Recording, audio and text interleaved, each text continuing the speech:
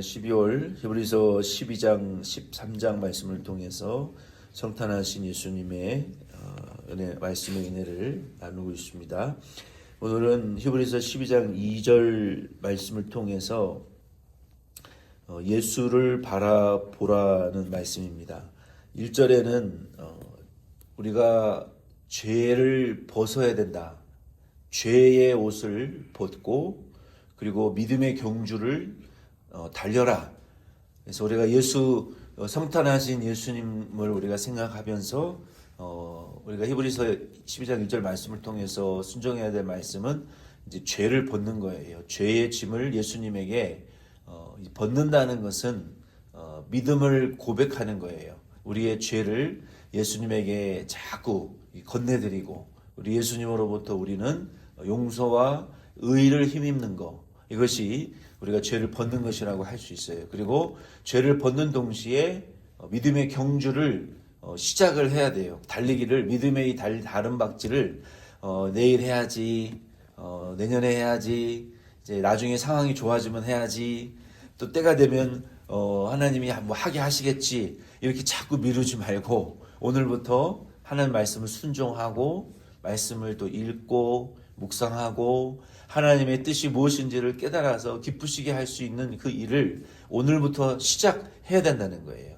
그래서 이 두 가지를 하면서 이 영어 성경에 보면은 이 두 가지를 하면서 동시에 분사 형태로 예수도 바라보라라고 이렇게 말하고 있어요. 그러니까 이 세 가지가 동시에 이루어지는 거예요. 죄도 벗고 우리가 믿음의 경주도 시작하고 그러면서 우리의 이 비전은 예수에게 고정되어 있어야 된다는 거예요.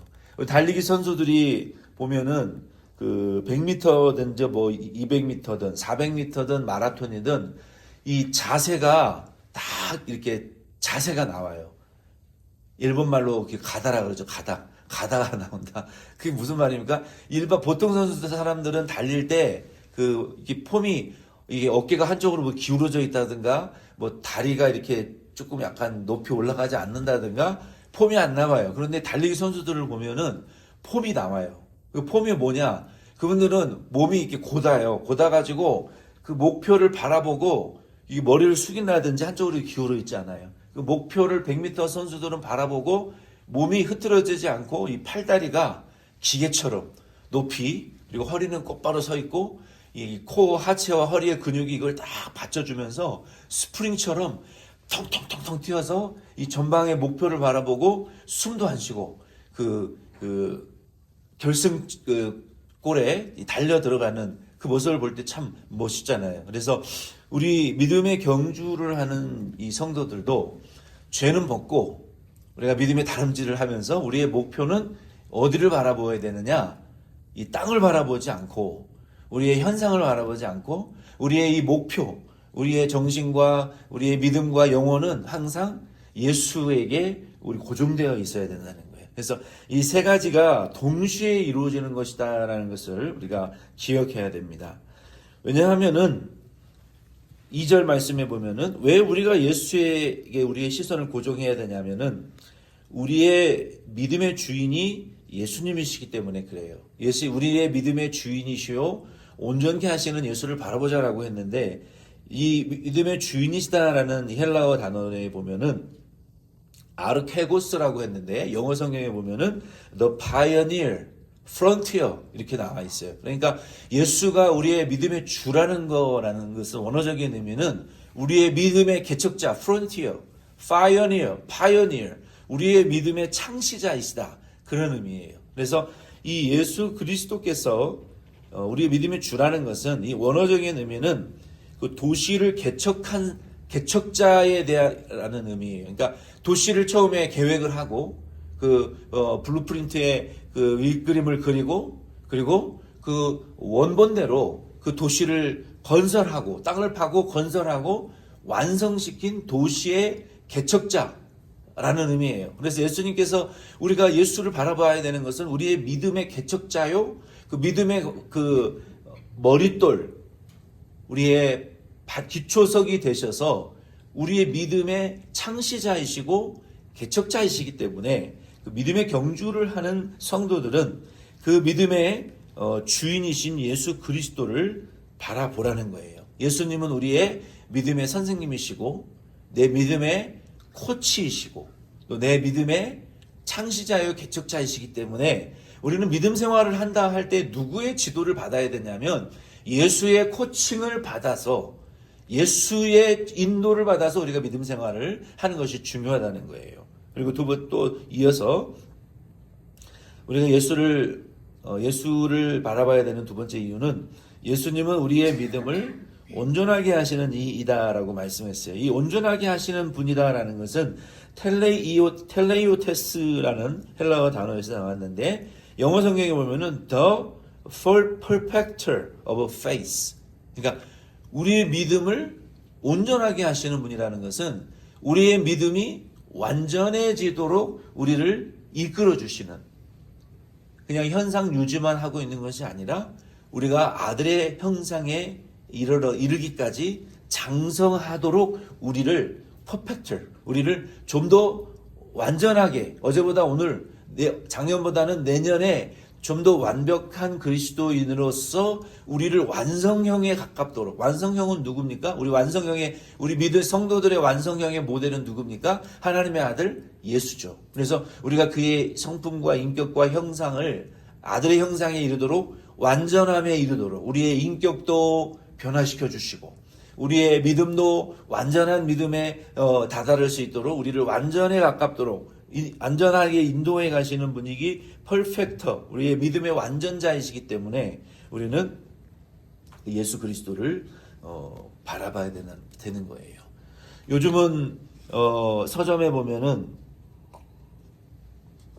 고대 철학자들의 책들이나 한국의 유학자들의 책이 현대적인 옷을 입고 인생을 바꾸는 52가지 교훈, 우리의 삶을 변화시키는 102가지 교훈. 근데 속을 들여다보면은 유학자들의 공자, 맹자, 순자 이런 자들의 이야기들이 나와 있어요. 그리고 스토아 학파, 고대 또 에피크로스 학파 이런 실존주의적인 철학자들의 그 말들이 지금 굉장히 유행을 하고 있어요. 왜 그러느냐? 미국이 그런 자들의 바탕이 세워진 나라이기 때문에 그래요. 그래서 그 사람들의 주장은 무엇이냐면은 이런 말이에요. 어른이라는 것은 완전한 자가 아니라 올바른 판단의 가치 안에서 머무르고 벗어나지 않으려고 노력하는 자가 어른이다라고 말하고 있어요. 참 철학적이고 듣기 좋은 말 같죠? 근데 그 말을 쉽게 말하면 무슨 말인지 압니까? 현상 유지만 잘해도 요즘은 좋은 사람이라고 평가를 받는다. 그러니까 현대인의 사상과 철학이라는 것은요, 그냥 사람들의 상식과 도덕 수준 안에서 욕먹지 않고 현상 유지만 하는 것이 잘 사는 것이다 라고 세상 사람들은 말하고 있다는 거예요. 그리고 그런 것들이 베스트셀러가 되고 있고 그게 잘 사는 인생이라고 말하고 있어요. 그렇습니까? 우리가 뒤로 퇴보하지 않고 현상 유지만 잘해도 괜찮은 사람이죠. 그러나 성경과 우리가 믿는 예수는 그렇게 말하고 있지 않아요. 그냥 현상 유지만 하는 거, 그냥 내가 해야 될 일만 잘 하는 것이 세상을 잘 사는 것이라고 성경은 말하고 있지 않아요. 보이는 세상에서 잘 사는 것이 잘 사는 것이다라고 말하는, 세상은 말하는 것이 잘하는 것이라고 말하고 있어요. 그러나 성경은 보이지 않는 하나님의 나라에 가서 잘 살고 보이지 않는 하나님 나라에 가서 칭찬받는 것이 잘 사는 것이지, 이 땅에서 보이는 세상에서만 잘 사는 것이 잘 사는 것이라고 성경은 말하고 있지 않아요. 그리고 현상 유지만 하는 것이 그리스도인이라고 말하고 있지 않고, 현상 유지를 넘어서 우리를 얽매이는 죄의 짐, 우리를 지옥 가게 만드는 죄의 짐을 벗어버리고 예수 안에서 믿음 생활하면서 현상 유지 이상 넘어서 아들의 형상과 인격으로 변화되어져 가는 것이 일신 우일신 매일매일 새로워지는, 그것이 믿음이라고, 성탄하신 예수님을 닮아가는 성도의 믿음이라고 성경은 말하고 있어요. 그냥 현상 유지하는 것이 믿음이 아니라는 거예요. 바라보라. 우리 믿음의 개척자이신 우리의 믿음을 완전하게 하신 예수를 바라보라라는 그 동사는 한글의 성경은 좀 의미가 약해요. 영어 성경에 보면은 fixing our eyes on Jesus. 바라보라는 것은요, 그냥 힐끔힐끔 쳐다보라는 것이 아니에요. 우리가 예수 그리스도에게 우리의 눈과 귀와 입과 우리의 정신과 영과 혼을, 우리의 온 인격을 100% fixing your eyes, 그냥 anchor, 우리가 묶여 있는 것처럼 몸은 틀어져도 우리의 이 생각과 마음의 영혼은, 우리의 몸은 달라져도 우리의 목표는 항상 예수 그리스도에게 어딜 가든지 우리가 묶여 있어야 돼요. 예수 그리스도에게 묶여 있어서 예수 그리스도에게 그냥 우리가 이게 줄로 꽁꽁 묶여 있는 것처럼 너 자신을 fix your eyes, 너의 눈과 온 몸과 생각을 예수 그리스도에게 고정시켜 놓으라는 거예요. 아주 핀을 거기에 박아 놓으라는 거예요. 무엇을 하든지 그와 같이 예수를 고개를 돌려서 그리스도에게 주목되어져 있어야 된다는 거예요. 모든 것들을 판단할 때도 마찬가지로 우리가 성도는 그럼 예수의 어떤 모습을 집중적으로 바라봐야 됩니까? 여기 2절 말씀에 예수의 어떤 모습을 우리가 성탄하신 예수님에게 고정시켜 놔야 돼요. 여기 예수님을 바라보자 하고 이런 예수를 바라보라라고 2절 후반절에 그렇게 말하고 있죠. 그는 그 앞에 있는 기쁨을 위하여 십자가를 참으사 부끄러움을 개의치 아니하시더니 하나님의 보좌 우편에 앉으셨느니라. 요 예수를 바라보라는 거예요. 예수님은 어떻게 사셨습니까? 첫째로 앞에 있는 기쁨을 위하여 십자가를 참으시고 하나님 보좌 우편에 앉으셨다라는 말씀을 집중해야 돼요. 이 말씀을 좀 더 쉽게 해석을 하면 이렇게 해석할 수 있어요. 곧 맛보게 될 기쁨을 꿈꾸며 현재를 부끄러워하지 말아라. 곧 내가 맛볼 기쁨을 바라보면서 현재 당하는 고난의 부끄러움을 부끄러워하지 말아라. 예수님은 어떤 즐거움을 생각하시면서 십자가의 부끄러움을 개의치 아니하셨습니까? 첫째는 예수님은 세 가지를 생각하셨어요. 이 땅에 사시면서 요 세 가지를 항상 생각하시면서 현재의 고난의 부끄러움을 부끄러워하지 않으시고 그냥 개의하지 않으셨어요. 무엇입니까? 첫째는 예수님은요, 사복음서 중에 요한복음의 말씀이 특히 이 점이 많이 부각이 되어져 있는데, 요한복음에는 아버지라는 단어가 118회 등장합니다. 제가 찾아보니까 더 나올 수도 있지만 아마 118회 정도 등장을 하는데, 아버지라는 단어에 대해서 그 다 예수님이 한 번, 두 번을 제외하고 예수님이 사용하신 단어더라고요. 아버지라는 118회 단어를 예수님이 사용을 다 하셨는데 그 대상이 누굽니까? 아버지라는 대상이 우리 육신의 아버지 말고 하나님 아버지. 예수님을 세상에 사람의 몸을 입고 세상에 보내신 하나님, 아들을 통해서 십자가에 못 박혀 죽으셨다가 부활시키신 하나님, 당신의 자녀들을 예수의 피로, 아들 독생자 예수 그리스도의 피로 당신의 모든 자녀들을 구원하라고 보내신, 그리고 예수 그리스도를 이 땅에 성육신시켜서 보내신 그 아버지 하나님에 대한 이 단어가 118, 18회 이렇게 사용되어져 있는데, 그 단어를 사용하시면서 예수님이 아버지에 대한 애착을 굉장히 많이 표현하셨어요. 아버지, 입을 열면 아버지 하나님, 아버지에 대한 이 애착을 얼마나 갖고 계시는지 몰라요. 예수님께서 이 아버지에 대한 단어를 쓰시면서 이렇게 말씀하셨어요. 아버지 하나님께서 나를 보내셨고 아버지에게서 나는 본 것만 말하고 행하고 시키신 일만 행하고 아버지와 나는 하나다. 이 말씀을 굉장히 많이 하세요. 그래서 유대인들이 예수를 신성모독으로 잡아 죽인 이유가 바로 감히 죄인 주제에 아버지와 너가 하나라고? 하나님 아버지와 네가 하나라고? 너는 죽어야 돼. 예수 죽이는 이유가 이거예요. 예수를 죄인인 주제에 아버지와 너가 하나일 수 없다, 죄인이. 근데 예수님은 끊임없이 아버지가 나를 보내셨고 아버지가 하라 그런 말을 하고 아버지가 행하라고 한 일을 행하고 그리고 나는 아버지와 나는 하나다. 이 말을 끊임없이 요한복음에서 하고 계세요, 예수님은. 그리고 내가 아버지를 영광롭게 할 것이고 아버지는 나 때문에 영광을 받으시고 그리고 나는 아버지의 자녀를 구원하러 왔고 나는 아버지에게로 돌아갈 것이고 내가 돌아가야 아버지를 통해서 내가 성령을 너희에게 보낼 것이고 십자가에 못 박혀 죽는 것도 아버지 뜻이고 부활하는 것도 아버지 하나님이 보내신 뜻이고 나는 아버지와 하나가 되어 지금 내가 아버지에게 이 말씀을 하옵는 것은 아버지가 나를 통하여 영광을 받으실 것이고 나도 아버지를 통하여 영광을 받으시는데 그 영광을 받으시는 일이 죽은 자 가운데서 3일 만에 나를 아버지의 자녀들을 위하여 죽은 나를 3일 만에 부활시키실 것을 통하여 아버지가 영광을 받으시고 나를 통하여 이 부활을 통하여 나도 영광을 받을 것이고 모든 입과 무릎이 나를 주와 그리스도로 시인함을 통해서 아들에게도 영광 아버지에게도 영광 돌려질 것입니다. 기쁨으로. 그리고 나는 아버지에게 빨리 돌아가서 삼위일체 하나님과 하나 되는 기쁨을 나는 누리기를 원하나이다 라고 요한복음 17, 18, 19장에 보면은 이 아버지에 대한 하나됨의 사모함과 사랑, 아버지와 다시 연합하고자 하는 이 아들 예수 그리스도의 이 사랑이 아주 충만한 상태인 것을 우리가 발견할 수 있습니다. 그래서 예수님은 그 십자가의 고난을 이기실 때 뭘로 이겼어요? 아버지와 하나됨에 대한 기쁨과 소망으로 현재의 고난을 부끄러워하지 않았다. 그래서 우리 성도들도 우리 예수 그리스도와 같은 현재의 고난을 이기는 비법이 무엇이냐?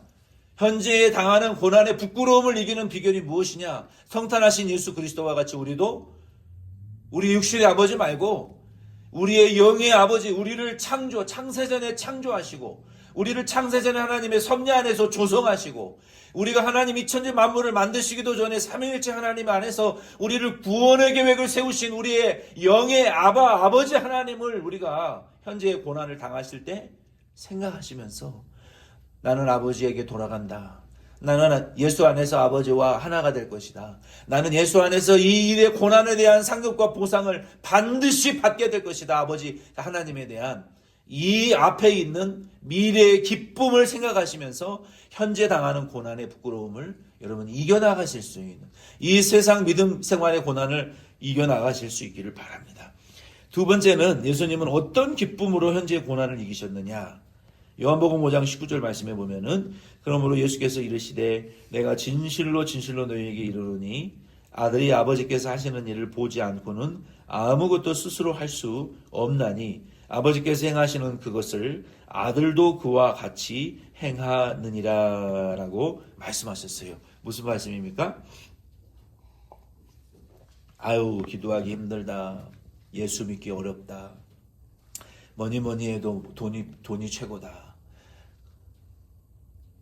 여러 가지 핑계와 이유가 많아서 주의 일 못할 일이 많아요. 그러나 예수님은 그 십자가의 고난을 앞에 놓으시고 뭐라고 말씀하셨어요? 저 여우 헤롯에게 가서 말해라. 주의 선지자는 오늘 복음을 전하고 병을 고치고 하나님의 나라의 복음을 전파해야 오늘 해야 될 일을 나는 오늘 할 것이다. 예수님은 그렇게 현재의 고난을 이겨나가셨어요. 그러니까 힘들다, 어렵다, 못한다, 상황이 안 된다, 몸이 안 따른다. 우리가 핑계대지 마시고 주의 사명을 감당하시면서 인생을 살아가시면 쉬워요. 아멘이십니까? 핑계대고 변명하고 상황이 안 되고 누가 안 도와줘서 못한다. 평생 못해요. 그러나 우리에게 주신 사명을 감당하면서 인생을 살면 쉽다는 거예요. 예수님도 그렇게 사셨잖아요. 십자가를 앞에 놓으시고 고난과 핍박과 사명을 감당하시면서 주의 일에 힘쓰면서 사셨잖아요. 그러니까 우리도 상황과 우리가 여러 가지 일들이 기도 못할 일, 예배 못 드릴 일, 사명 감당 못할 일들이 생각하면 많이 있어요. 그러나 주의 일과 사명과 주의 말씀과 복음을 교회를 위하여 짐을 지는 사명을 감당하면서 인생을 살아도 충분히 감당할 힘을 주신다는 것을 여러분 꼭 믿으시기를 바랍니다. 왜냐하면 예수님도 내가 아버지 행하라고 하신 일을 내가 행하면서 십자가의 고난을 받으셨잖아요. 아무 일도 안 하시다가 어느 날 갑자기 골고다 언덕에 짠 나타나셔서 순교하신 거 십자가에 못 박혀 죽으신 거 아니잖아요. 매일같이 핍박과 고난과 정말로 어려운 환경 속에서 아버지 하나님 뜻을 순종하시다가 결국은 처음부터 순종하시더니 마지막 또 순종으로 하나님을 기쁘시게 했잖아요. 어느 날 갑자기 되는 게 아니에요, 순종이. 사명이라는 것은 어느 날 갑자기 한 방에 되는 것이 아니에요. 어느 날 갑자기 주의 뜻을 순종하는 게 아니라는 거예요. 매일 순종하다 보면 순교의 자리에 이르를 수도 있는 것이고, 매일 주를 위해서 희생하다 보면 자기의 목숨까지도 희생할 수가 있는 것이지, 어느 날 갑자기 주의 일을 순종하는 것은 없어요. 그래서 우리는 어렵지만, 2024년 어려우셨지만 2025년 모든 경제학자들이 더 어려울 거라고 말해요. 항상 그래요. 올해보다 내년이 더 어렵고 힘들 것이다. 그러나 지나보면 하나님의 은혜로 우리가 다 살았어요. 믿음으로 극복했어요. 굶지 않았어요.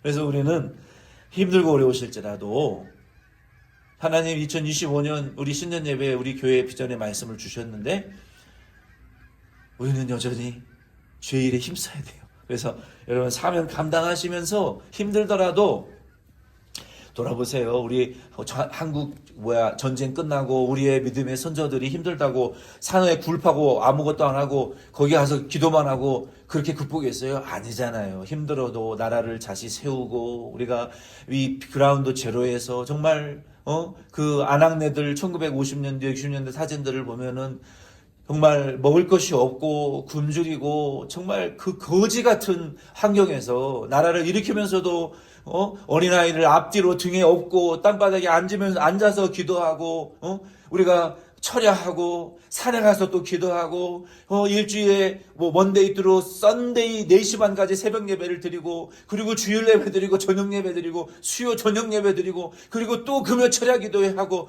그리고도 그 어려운 전쟁 끝난 나라를 세웠던 우리 믿음의 선조들이에요. 그때는 뭐 차가 있습니까? 불이 있습니까? 뭐가 있습니까? 차 걸어서 그 이후에는 우리 베이비 부모 세대 때는 한국 전쟁을 겪은 우리 부모 세대들은 잘 살아보세요 하고 나라 살리기 운동을 하면서 울력을 하고 동네마다 초등학생들도 아침부터 그 군대처럼 다 모여서 학교 가고 깃발 들고 학교 가고 학교 청소하고 동네 청소하고 얼마나 열심히들 살았습니까? 근데 요즘은 그때만큼 비교할 수 없을 만큼 풍족한데 기도하지 않고 주의 하나님 앞에 부르짖지 않고 그러니 우리의 현실에 국가적으로 세계적으로 얼마나 어려움들이 우리 안에 많이 지금 감당할 수 없는 어려움들이 많이 지금 국가적으로 일어나고 있습니까? 다른 이유가 없어요. 우리가 하나님 앞에 의지하지 않아서 그래요. 하나님의 나라를 의지하지 않고 우리의 가정경제 이렇게 돈이 많고 풍족한데 왜 가정경제는 그렇게 어렵냔 말이에요. 하나님의 도우심을 받지 못하기 때문에 그런 거 아니겠습니까? 그래서 우리는 어렵더라도 내년에는 교회를 위한 사명을 이 십자가를 무거운 짐을 질 각오를 하시고 여러분 신앙생활 하시길 바랍니다. 그래도 할 수 있어요. 세 번째 예수님은 성탄하신 예수님은 이 앞에 있는 부끄러움 고난의 부끄러움을 어떻게 이기셨느냐? 요한복음 17장 4절 말씀해 보면은 아버지께서 내게 하라고 주신 일을 내가 이루어 아버지를 이 세상에서 영화롭게 하였사오니. 예수님 왜 십자가 지신 줄 아세요? 아버지 기쁘시게 하려고. 아버지 하나님 영화롭게 하려고. 아버지 하나님의 마음을 흡족하게 해드리려고. 저와 여러분도 사람 마음 흡족하게 하지 말고 아버지 하나님의 마음이 흡족하시도록 예배드리시고 아버지 하나님 마음이 흡족하시도록 기도하시고 사명 감당하실 수 있는 저와 여러분 되기를 바랍니다. 예수님의 기쁨은 그거였어요. 사람 따위를 기쁘게 하는 기쁨이 아니라 보내신 아버지 하나님을 기쁘시게 할 그 기쁨이 충만했어요. 그래서 예수님은 하나님 아버지와 한자리에 앉으시고 또 아버지 하나님이 시키신 일을 잘하고 아버지 하나님을 정말 마음을 기쁘시게 하기 위한 마음으로 이 땅에서의 고난의 삶을 기쁨으로 참으시더니 결과는 어떻게 됐어요? 부활 승천하셔서 하나님 보좌 우편에 지금 앉으셨더라. 우리도 이 2000년 전에 성탄하신 예수님께서 부활하신 예수님께서 오늘 저와 여러분들을 하나님 보좌 우편에서 우리의 믿음의 증인으로 우리를 지금 응원하고 계시고 우리를 지금 도와주고 계시고 우리를 바라보고 계십니다. 그래서 오늘 이 말씀을 통해서 저와 여러분은 믿음의 경주를, 죄는 벗어버리고 믿음의 경주를 시작하시면서 우리는 예수님과 같이 예수에게 우리의 이 눈을 고정시키시고, 우리도 예수님처럼 앞에 있는 예수 그리스도의 재림과 부활의 기쁨을, 하나님의 나라의 기쁨을 소망하시면서 우리도 예수님처럼 우리는 아버지 하나님께 우리도 돌아간다. 우리도 내게 시키신 일이 있다. 우리도 이 교회를 통해서 하나님을 기쁘시게, 영혼 구원하는 일을 위한 기쁘시게 하는 일을 내가 해드려야 된다라는 이러한 기쁨으로 2024년 잘 달려오셨고, 이제 2025년 새해도 믿음의 경주 잘 다름질하실 수 있는 저와 여러분 될 수 있기를 바랍니다.